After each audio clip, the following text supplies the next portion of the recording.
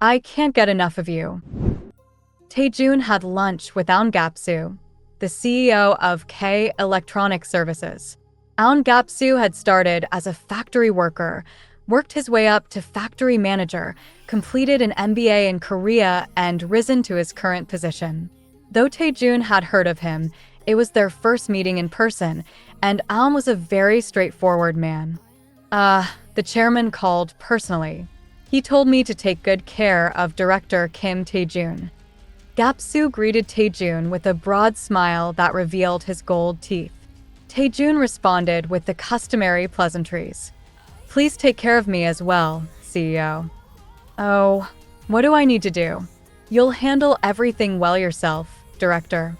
Lowering his shoulders and craning his neck, he began to speak as if sharing important information.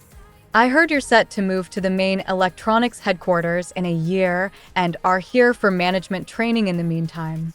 Tae-joon's eyes narrowed slightly at this information, which Oun Gap-su seemed confident about. 20 years ago, K Electronics had risen to the top of the wireless market as his father, the head of the wireless business unit, had hoped. The business flourished after his father passed away, thanks to the 10-year plan he had set in motion. However, the company had erased his father's name from its history.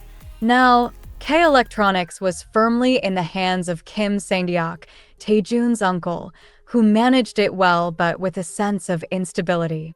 Tae-joon wanted to investigate what exactly was causing this sense of unease. Whether he could achieve his goals at K Electronic Services remained uncertain. There was no need to share these thoughts with CEO An Gapu. I just follow orders as they come. In that case, my information network might be more accurate. They seem to have placed you here to quietly get a feel for the group before moving you to the Electronics Management Strategy Office during the regular personnel reshuffle. Oun Gap-su displayed confidence, as if he had access to privileged information. Our director Kim just needs to stay put and move to the main office in a year. Gap-su laughed loudly, though Tae-joon didn't find it amusing. I'm not one to stay still. Since they've given me a position, I'll contribute something to the company. Unable to stay silent, Tae-joon spoke up. In response, Oun Gap-su raised his hand high, as if presenting something precious. Of course. Do whatever you wish. The service center runs smoothly, so you don't need to worry. When machines break down, they just follow the manual and fix them. The employees are all very diligent and sincere. You'll find it comfortable here too. Tae-joon's intention was to say he would do his best in his given role, but it seemed Oun Gap-su had misunderstood him. Anyway, if the CEO was that kind of person, it might be better to let him be. He now had an excuse to freely plan something from his current position. And just between us, most customers come here for free repairs. These are people who don't want to buy new products. Honestly, it goes against the group's philosophy. The group needs to keep selling products, but if we fix things too well here, the cycle stops. As Tae-joon listened quietly, Oun Gap-su became more excited, thinking Tae-joon was agreeable. Just tell the employees to fix what the customers want and be moderately polite. As long as there are no issues, you don't need to worry about sales. You can comfortably plan the business you'll take on next year. I'll fully support you. It seemed that Oun Gap-su had already pegged Tae-joon as a lazy third-generation chaebol, a chairman's grandson who had played abroad until he was forced to take a position due to his age. However, it wasn't bad to have the CEO bowing to him. Tae-joon smiled satisfactorily. Thank you for your consideration. Still, I have to do my job, so I'll manage the central office well. Oh, we'd be very grateful for that. An Gap-su bowed deeply at Tae-joon's determination. The stories of those who bring their broken phones to the center are varied. Not a single one is without a touching aspect. I've used this without a single problem for 10 years, but today the screen suddenly went blank. What should I do? A middle-aged customer who had been waiting anxiously rushed to So-eun as soon as it was his turn and handed over his phone. It was a low-end model released 10 years ago. It looks like the mainboard has failed due to long use, and there are some signs of corrosion. Can't you do something? It was working perfectly fine until last night. I'll take a look inside first. Since this model is discontinued, the parts for replacement are no longer produced. It might be difficult to repair.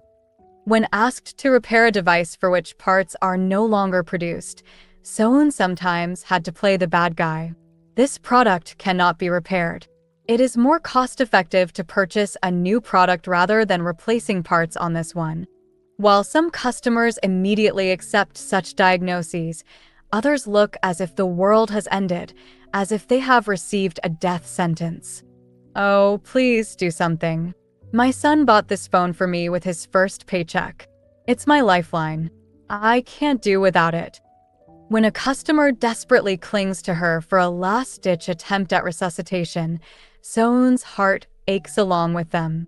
The attachment of someone who has steadfastly used a device can be deeply touching. For them, it's not just a phone but a companion device. I'll look into it and contact you again.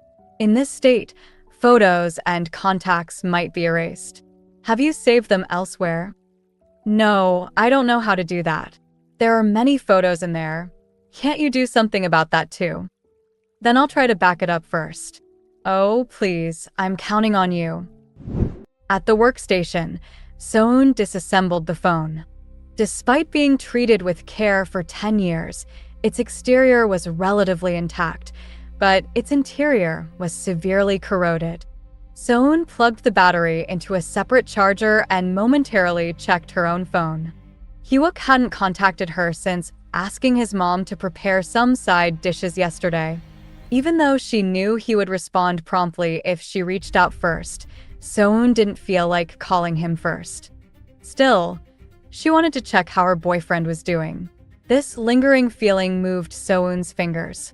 She accessed Hyuk's social media. Most of the photos were work-related, showing how impressively he was working. There were no new uploads. Scrolling through familiar photos, So-eun looked at Hyuk's colleagues. Things that she had previously overlooked now caught her attention. Those wonderful colleagues spending time with him while she couldn't. They all had bright, confident faces. So-eun's eyes fixed on a young-looking woman in the photos. She was laughing heartily at Hyuk, her face bright and shadow-free. This must be Choi Hyunji. She's pretty and lovely. So-eun felt a distance from this beautiful face that seemed to have grown up in a loving family. No matter how much she tried, she felt she couldn't surpass this person's bright energy. "Hey, Chief Han." Someone shouted loudly at So-eun, who was staring blankly. Startled by the loud voice, her eyes refocused. The battery charging nearby had caught fire. Screams erupted as someone noticed the fire. Fire extinguisher. So-eun quickly looked around for a fire extinguisher. Meanwhile, the fire alarm rang, and screams could be heard from outside the inspection room. Just as So-eun found the fire extinguisher and pulled out the safety pin, someone else had already approached the fire and sprayed fire-suppressant gas. The fire was extinguished as So-eun's vision blurred. The person who emerged from the dust was none other than Director Kim Tae-joon. "What are you doing?" Having put out the fire, Tae-joon yelled at So-eun. "Aren't you paying attention?" The fire was quickly contained, and no major commotion followed. However, everyone involved in the incident was summoned to the director's office, with So-eun at the end of the line. It was mostly So-eun's fault for not checking the battery before plugging it into the charger. So-eun felt a heavy responsibility for her superiors being called in because of her. Director Kim Tae-joon reprimanded them with a stern expression. "Safety is fundamental. If you cannot adhere to the basics, you are not qualified to hold your current position." "It's all my fault. I was careless." So-eun stepped forward. Of course, the primary responsibility lies with Chief Han So-eun, who was absent-minded in front of the device. Tae-joon pointedly looked at So-eun as he criticized her. How did he know I was absent-minded in front of the device? Sure, there are cameras around, but So-eun thought it was impressive that director Kim Tae-joon had already reviewed the recordings and was sternly reprimanding her. He was a handsome man who shone even today, but unlike yesterday, he seemed scary and intimidating. Now, everyone return to your work. Chief Han So-eun, stay behind. So, it has finally come. While her superiors bowed and left, So-eun felt even more frozen. Her vision darkened. Once everyone was gone and the door closed, leaving her alone with Tae-joon, So-eun first bowed deeply. I am sorry. I will accept any punishment. Any punishment? Do you know what I might ask you to do? Hearing a faint deflating sound, So-eun slowly lifted her head. The handsome man had a slight smile on his lips, but it was a rather chilling smile. Startled by his expression, So-eun stammered. So, any disciplinary action, you should meet expectations. I cannot let this go unpunished. With his sharp interruption, So-eun could say no more. Wrap up your assigned tasks within the next few days. With a meaningful remark, Tae-joon dismissed So-eun from the office. Am I really getting fired? The hospital had recommended she take 2 months off after surgery, but afraid she might lose her job if she took too long, So-eun chose 1 month of unpaid leave. She worked harder than others, worried about disadvantages or losing her position due to the 1-month gap. But in the end, this foolish mistake might cost her job. 6 p.m. It's after work hours, so it should be okay to call. She missed her boyfriend. If he consoled her, she felt she could accept any demotion or resignation and prepare for the future with strength. Gathering her courage, So-eun dialed Hee-wook's number. The ringing was briefly heard before it was cut off. Yes, this is lawyer Yang Hee-wook's phone. A clear voice answered. It wasn't Hee-wook, but a woman So-eun didn't know. Hi. You're Ms. Han So-eun, right? Lawyer Yang's girlfriend. As So-eun hesitated, the woman recognized her first. A woman's intuition sensed unease. Yes, that's right. Who is this? Hello, I'm lawyer Choi Hyun-ji, working at the same firm. The woman brightly responded in a slightly sharp voice. Choi Hyun-ji. It was her. The face in the photo on Hee-wook's SNS that So-eun had checked hours ago overlapped with the voice. Lawyer Yang left his phone here and went downstairs for a moment. Should I tell him you called? Feeling an unusual familiarity in Hyun-ji's tone made So-eun more combative. I was thinking of visiting him tonight. Oh, tonight might not be possible. We have a company dinner. What should we do? So-eun was caught off guard by the unexpected notice. She felt like she had lost a battle she didn't need to fight. Hyun-ji explained the reason for the dinner. A big case just wrapped up, so we're having a get-together with the team members who worked hard. Actually, why don't you join us, Ms. Han? But then, Hyun-ji made an unexpected proposal.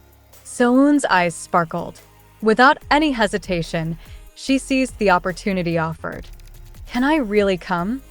Of course. It's not a formal gathering. I've only heard about you from Lawyer Yang, so I'd love to meet you. This is a great opportunity. Hyun-ji's cool voice made So-eun excited. No problem at all. I'll send you the address via text. See you there after work. Lawyer Choi Hyun-ji, you're a good person. So-eun felt sorry for having been jealous all this time.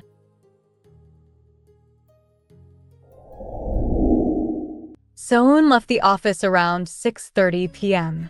Should I take the bus or a taxi? Though it would be better to get to the meeting place quickly, she felt burdened by the taxi fare. She decided to splurge on a taxi and pulled out her phone when a black car approached her.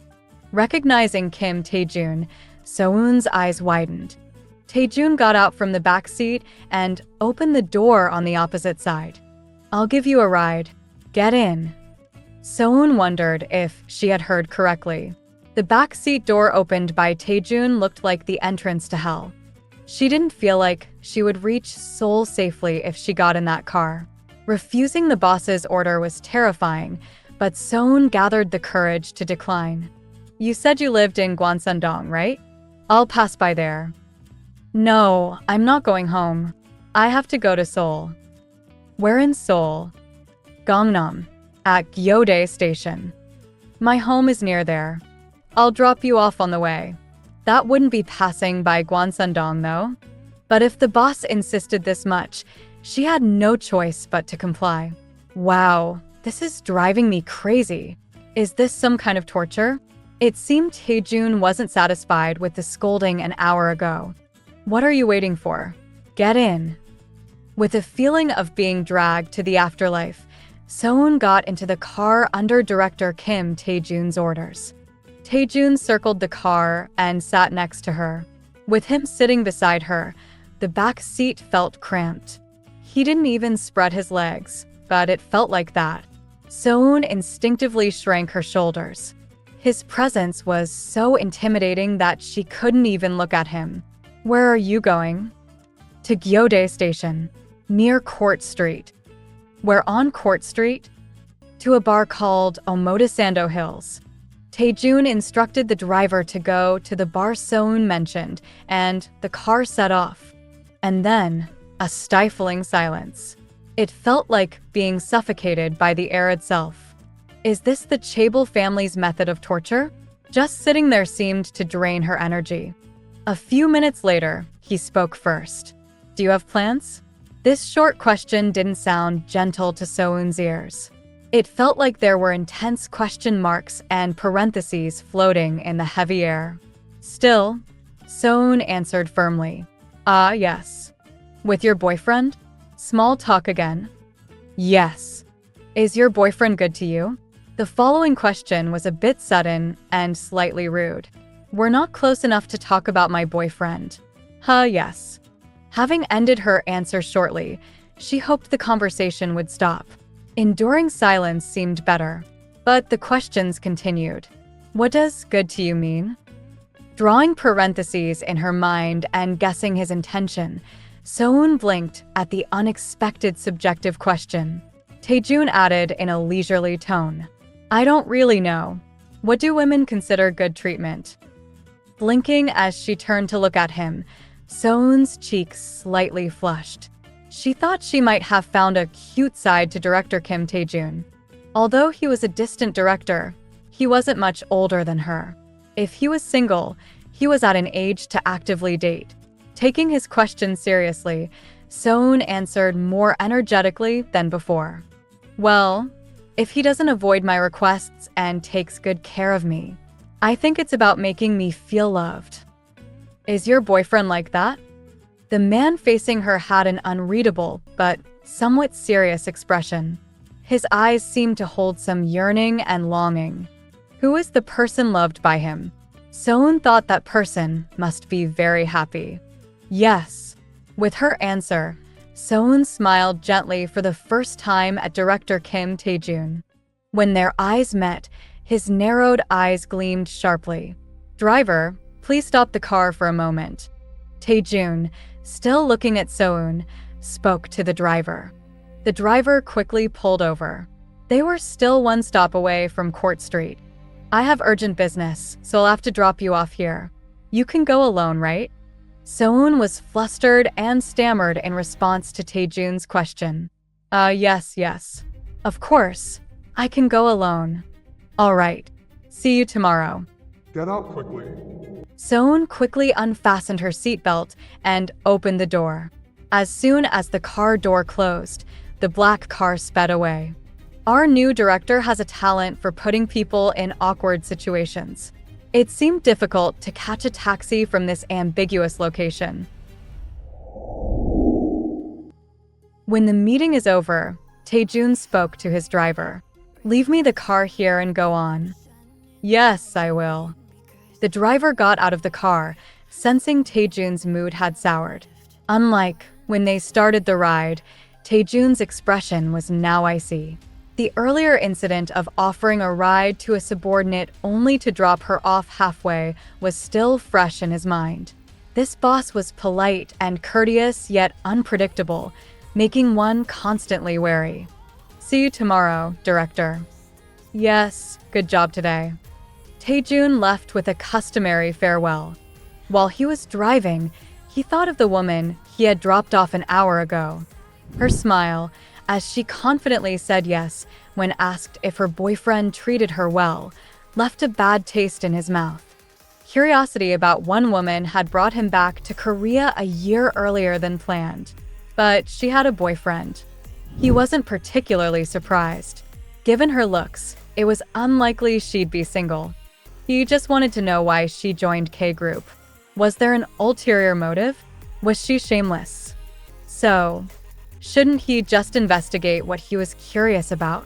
What exactly is bothering me? Unable to sort out his frustration, Tae-joon headed towards Court Street. Omotesando Hills.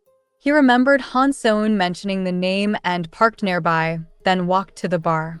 From a distance, he spotted a group, presumably Hywook and his colleagues, talking loudly. Only one woman was among them. It was clearly a lawyer's gathering. So-eun was nowhere in sight. She already left. Maybe she just stopped by to say hello. As Tae-joon walked away, heading back to his parked car, he unexpectedly saw So-eun. Like on that day 20 years ago when they played hide and seek, she appeared vividly before him. Sitting on a bench in front of a convenience store, she shook an ice cream stick and called out to him, "Oh, Director." She beamed, her lips unusually shiny, perhaps from the ice cream. Her face, flushed, showed she was tipsy. So-eun